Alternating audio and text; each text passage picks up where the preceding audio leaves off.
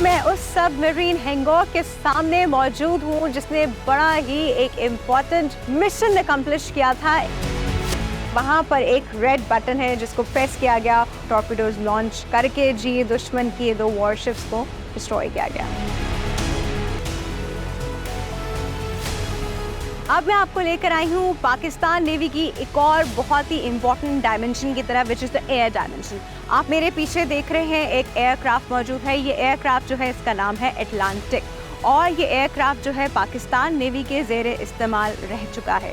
इसका फंक्शन था जी air surveillance करता था, और इसमें एक कॉम्बैट अटैकिंग मोड भी था। उस वक्त में इसमें बिल्कुल लेटेस्ट आर्म्स एंड एम्यूनेशंस जो है वो इस्तेमाल किए जाते थे, जिससे दुश्मन की नकलो हरकत पे एक तो नज़र रखी जाती थी, और अगर कोई एक्टिविटी नज़र आए तो उस पर अटैक भी किया जाता था। और ये एयरक्राफ्ट सिर्फ सर्वेलेंस के लिए नहीं बल्कि सी सरफेस और सब सी सरफेस यानी सबमरीन्स को भी टारगेट करने की सलाहियत रखता था।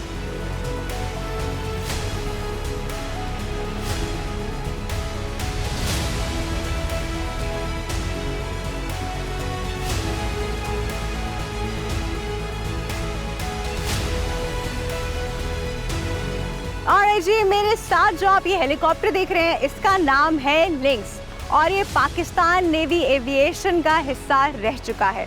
वैसे तो इसका काम है कॉम्बैट करना, और ये कॉम्बैट करता था, लेकिन ये सर्च और रेस्क्यू मिशंस के लिए भी इस्तेमाल किया जाता था।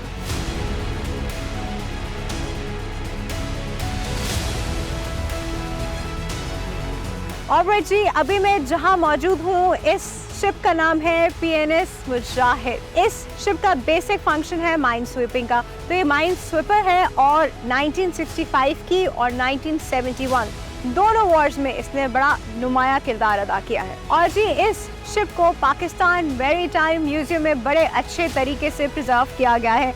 इसको आके आप खुद एक्सपीरियंस भी कर सकते हैं।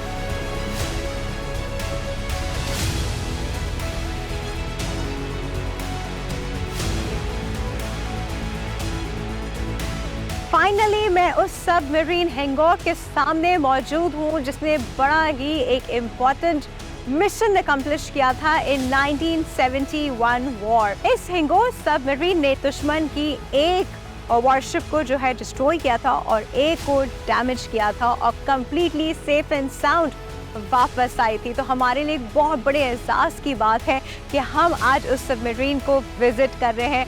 आपको भी इस हैंगॉक सबमरीन ने दुश्मन की एक वॉरशिप को जो है डिस्ट्रॉय किया था और एक को डैमेज किया था, और कम्प्लीटली सेफ एंड साउंड वापस आई थी। तो हमारे लिए बहुत बड़े एहसास की बात है कि हम आज उस सबमरीन को विजिट कर रहे हैं। फाइनली मैं उस सबमरीन हैंगॉक के सामने मौजूद हूँ जिसने बड़ा ही एक इम्पोर्टेंट मिशन अकम्प्लिश किया था इन 1971 वॉर। इस हैंगॉक सबमरीन ने दुश्मन की एक वॉरशिप को जो है डिस्ट्रॉय किया था और एक को डैमेज किया था, और कम्प्लीटली सेफ एंड साउंड वापस आई थी। तो हमारे लिए बहुत बड़े एहसास की बात है कि हम आज उस सबमरीन को विजिट कर रहे हैं। आपको भी अंदर से दिखाते हैं और खुद भी एक्सप्लोर करते हैं।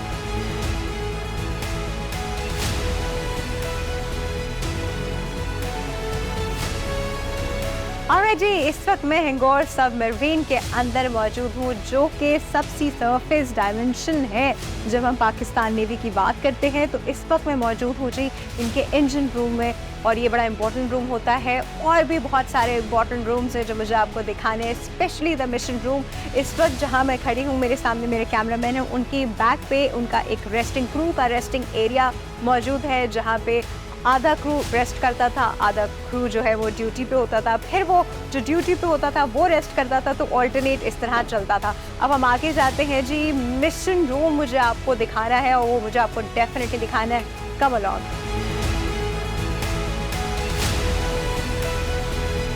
इस वक्त मैं इंजन रूम से निकल के जो है मिशन रूम की जानिब जा रही हूँ, लेकिन जाते जाते मैंने डिस्कवर किया कि मेरे लेफ्ट पे यहाँ पर किचन है और राइट पे वॉशरूम्स हैं। ऑब्वियसली बिकॉज आपको यहाँ पे एक एक दो दो महीने गुजारने होते हैं, तो ऑब्वियसली आपकी एक जो बॉडीली नीड्स है you need to cater that is well. Proper kitchen बना हुआ है विद द रेफ्रिजरेटर।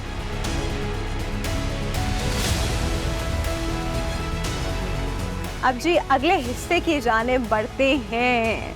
अच्छा जी, ये मैं आ गई हूँ कंट्रोल रूम में। अरे एक बड़ा ये इम्पोर्टेंट कंपोनेंट है ऑब्वियसली सबमरीन का। सब चीज़ें यहाँ से रेगुलेट होती हैं, कंट्रोल होती हैं। अभी मुझे एज सच तो कंट्रोल समझ नहीं आ रहे हैं ऑब्वियसली, बिकॉज यहाँ के इंजीनियर्स ये ज़्यादा अच्छे से समझ सकते हैं। इनफैक्ट आप में से जो लोग ये सबमरीन टेक्नोलॉजी समझते होंगे वो ज़्यादा अच्छे समझ सकते होंगे।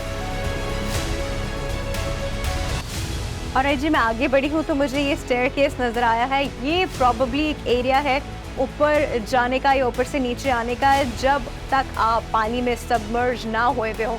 अभी तो ये लॉक्ड है, ऑब्वियसली मैं ऊपर नहीं जा सकती, लेकिन जब आप पानी के नीचे आ जाएगी सबमरीन तो ऑब्वियसली तब आप इस रूट को इस्तेमाल नहीं कर सकते।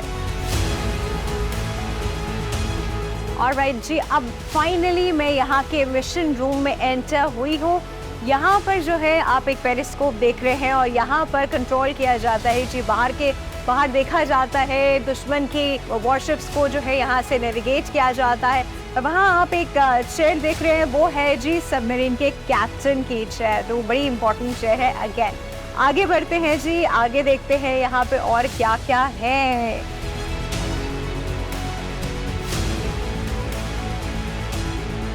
फाइनली मैं उस पॉइंट और उस एरिया में आ गई हूँ जहाँ पर ये सारा मिशन डिज़ाइन हुआ था।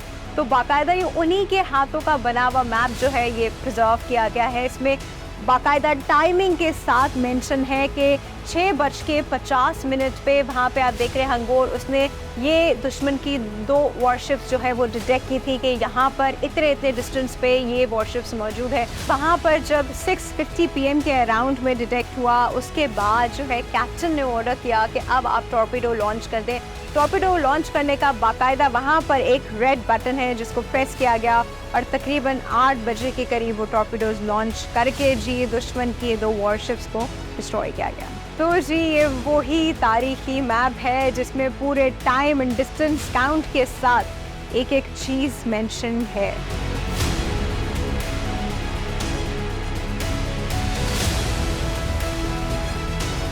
ऑलराइट जी, अभी मैं जहाँ मौजूद हूँ यहाँ पर उन फर्स्ट कमांडिंग ऑफिसर जो उस वक्त उस मिशन में यहाँ मौजूद थे, उनकी पिक्चर लगी है, अहमद तस्नीम साहब। और नीचे उस वॉरशिप की पिक्चर लगी है जो डिस्ट्रॉय की गई, विच इज़ कुकरी। तो आप ये भी देख सकते हैं, उनको भी देख सकते हैं। और उसके बाद जहाँ पे जो फर्दर कमांडिंग ऑफिसर्स आए उनकी पिक्चर्स भी देख सकते हैं। और जी यहाँ आप अहमद तस्नीम साहब की पिक्चर देख सकते हैं। ये है जी CO केबिन, कमांडिंग ऑफिसर का केबिन, जहाँ वो थोड़ा रेस्ट करते थे। अब आगे बढ़ते हैं। ऑलराइट जी, अब मैं मौजूद हूँ फॉरवर्ड टॉर्पीडो रूम में, जहाँ पे बेसिकली क्रू का मेस भी है। यहाँ पे क्रू जो है वो थोड़ा आराम भी करते थे और यहीं पे बैठ के वो जो है खाते पीते भी थे। और मेरे सामने जो है वहाँ पे ट्यूब्स लगी हैं, टॉर्पीडो ट्यूब्स लगी हैं, जो मैं आपको भी दिखाती हूँ।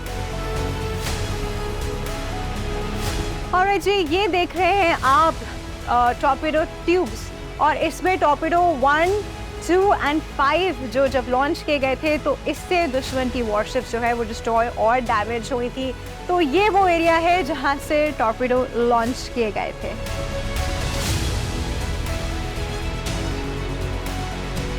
ऑलराइट जी, आज मैंने और आपने मिलके पाकिस्तान मैरीटाइम म्यूजियम को डिस्कवर किया, जिसमें हमने जाना बहुत सारी इंफॉर्मेशन हमें पाकिस्तान नेवी की हिस्ट्री के हिसाब से उससे रिलेटेड हमको पता चली। उनकी 4 डायमेंशन सिक्योरिटी जिस तरह प्रोवाइड की जाती है, उसके एलिमेंट्स हमने आपको दिखाए, डिस्कस किए।